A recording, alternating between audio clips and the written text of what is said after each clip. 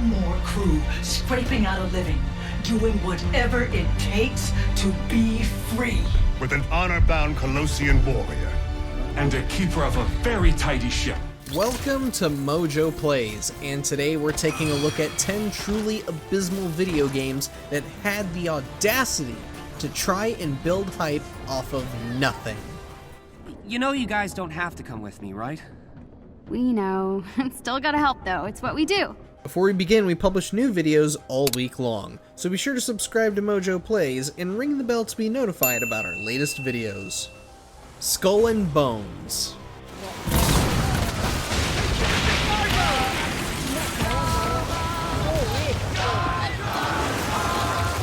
Skull and Bones spent so long in development that any hype it accrued from its initial reveal in 2018 had completely vanished. And yet, Ubisoft persisted to build up hype for this game after it had spent well over a decade working on it. It got to the point where CEO Yves Guillemot had described Skull and Bones as, quote, a quadruple A game.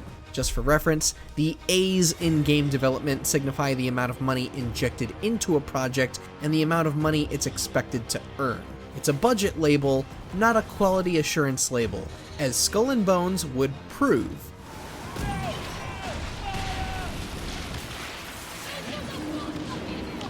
The game failed to impress players as 10 years of development had merely delivered an open-world live service with survival and crafting mechanics. On top of that, it featured even fewer mechanics in its naval combat than Assassin's Creed 3 and 4 did back in 2012 and 2013 respectively. So, quadruple A game, huh? Would you help us to locate those lost scrolls? Shenmue III. Is that the village? Up ahead? Yes. Everyone lives up ahead. We can ask around.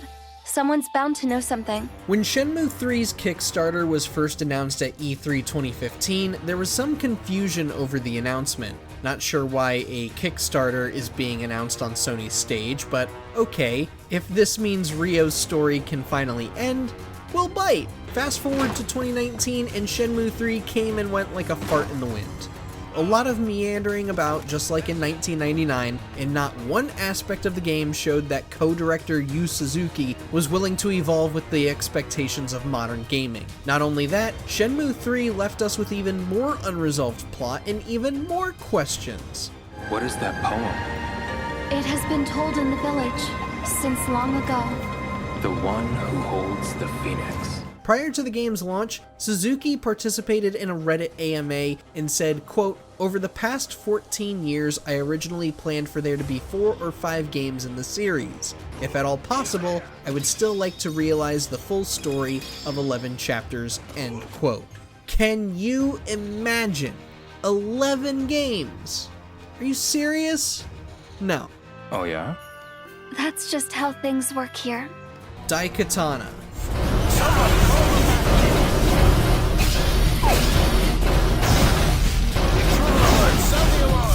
Katana might be one of the most infamous stories in video game history when it comes to building up hype for an ultimately busted game. Granted, there was some reason to get excited for the game. This was the first game from John Romero since he was fired from id Software in 1996 and stopped working on Doom.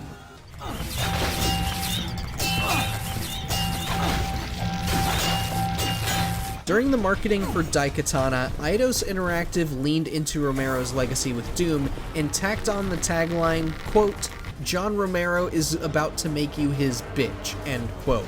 Mighty big talk for a game that had already suffered from repeated delays and was constantly failing to impress journalists at preview events.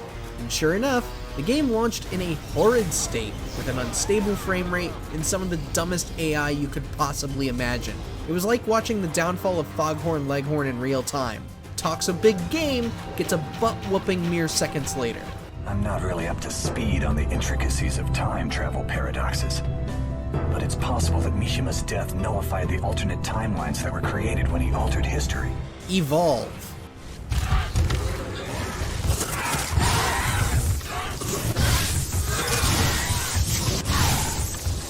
In the 2010s, pre-ordering a game was viewed as a sinful act a game company could do. Why pay for a game that isn't even out yet and could wind up being an awful experience? A valid concern, yes, but publisher 2K crossed a line when Evolve was first announced. 2K centered Evolve's marketing on developer Turtle Rock's roots, as much of the staff had worked on the acclaimed Left 4 Dead games.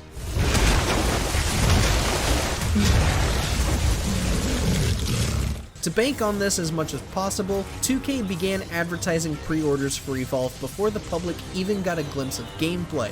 This was a bold move to make, and it wound up costing 2K and Turtle Rock in the end. Evolve failed to catch on with its questionable balance and uninspiring visuals, and even after a push to go free-to-play in 2018, it fell hard. To this day, Evolve is still a game many scowl at the mere mention of it.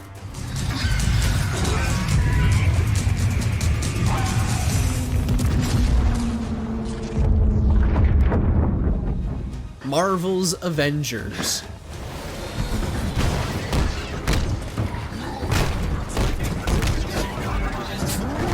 On the surface, Marvel's Avengers was supposed to be a match made in heaven.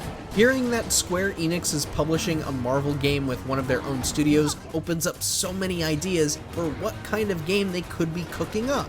But as the boastful talk of story and a star-studded cast of voice actors and post-launch support continued, audience hesitation spread like wildfire. What's happening? Oh no. No, not again. Every demo Square Enix put out showed mundane gameplay, boring combat, and just god-awful character designs that didn't know if they wanted to copy the MCU or be original. Ultimately, Marvel's Avengers wound up achieving the same notoriety as the MCU post-Endgame era. It was bland, forgettable, and wasted millions of dollars on nothing but visual spectacle and potential. In 2022, Square Enix wound up selling off developer Crystal Dynamics and the Tomb Raider IP to Embracer Group just to recoup some of the costs. Marvel's Avengers was delisted from all storefronts and had its servers pulled in 2023. You guys should really consider getting a doorbell. Or a front door. Can I come in now? Sonic Boom: Rise of Lyric. I'll make this quick.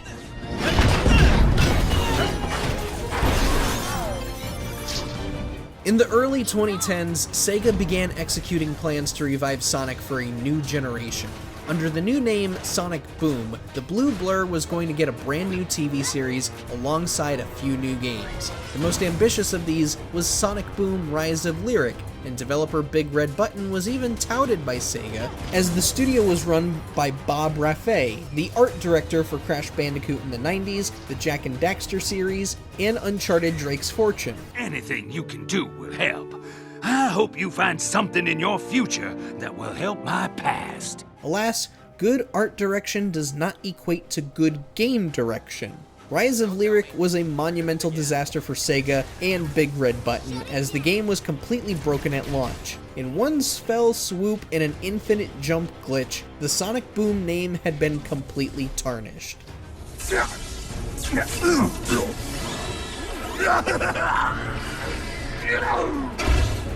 The day before.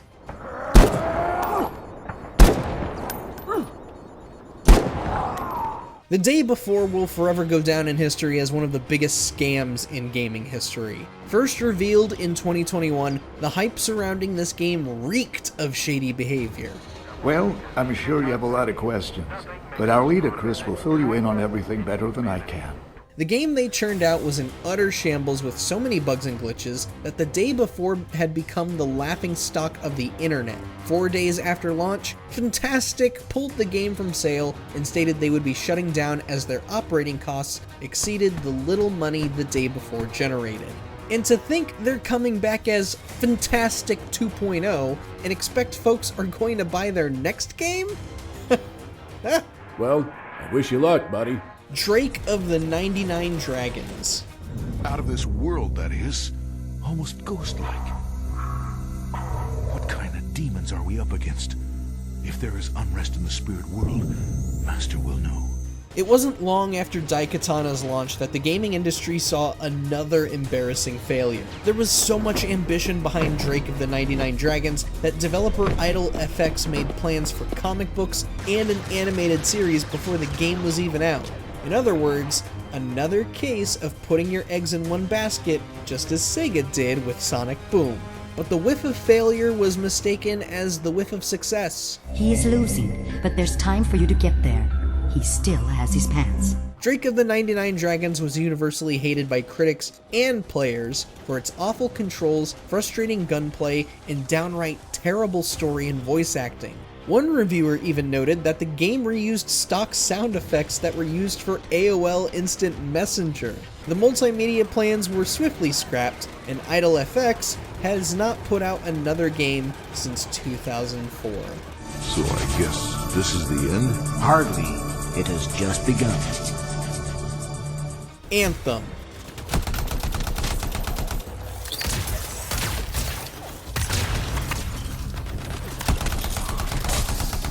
Having suffered a humiliating release with Mass Effect Andromeda, BioWare quickly began repeating similar mistakes with Anthem, albeit in a more self-sabotaging way. While the company talked up Anthem's story and the characters and the world, and how players will want to keep coming back to Anthem, BioWare was in shambles behind closed doors as plans kept changing within management.